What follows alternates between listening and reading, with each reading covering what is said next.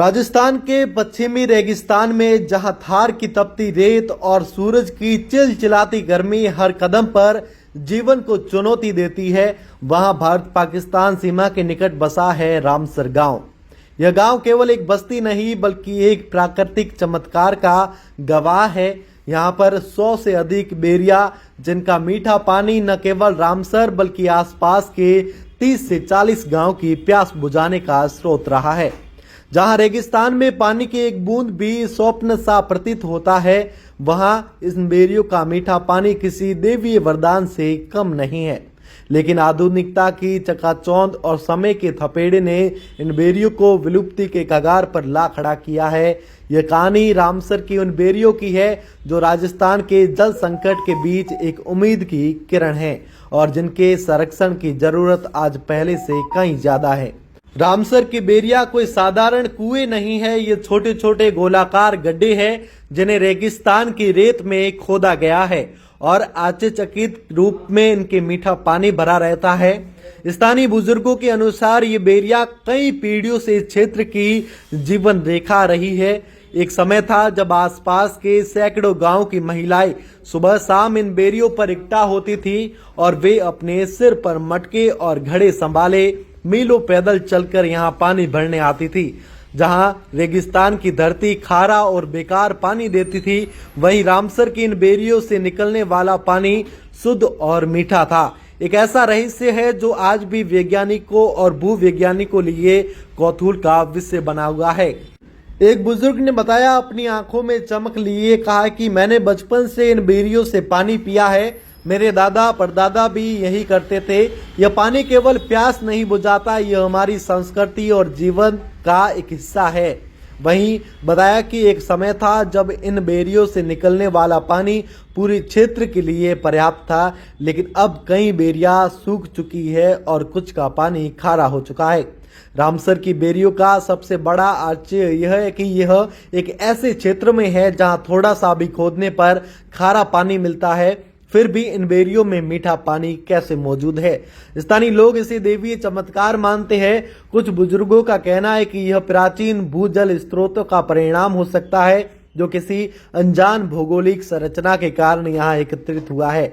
वैज्ञानिक दृष्टिकोण से कुछ विशेषज्ञ मानते हैं कि ये बेरिया किसी प्राचीन जलाशय या भूजल भंडार से जुड़ी हुई है जो रेगिस्तान के नीचे दबा है, लेकिन इस रहस्य का पूरी तरीके से खुलासा अभी नहीं हो पाया है। जब हमारी टीम रामसर पहुंची तो वहां का यह दृश्य मन को छू गया। एक बुजुर्ग जिनका चेहरा समय की रेखाओं और अनुभवों से भरा था, एक बेरी के पास बैठे थे। उनके हाथों में रस्सी थी वो और धीरे धीरे पानी खींच रहे थे। उन्होंने बताया, मैंने अपनी पूरी जिंदगी इन बेरियों के साथ बिताई। पहले हम हाथ से पानी निकालते थे, लेकिन अब ट्रैक्टर और मशीनों का सहारा लेते हैं। लेकिन इन बेरियों का पानी आज भी उतना ही मीठा है।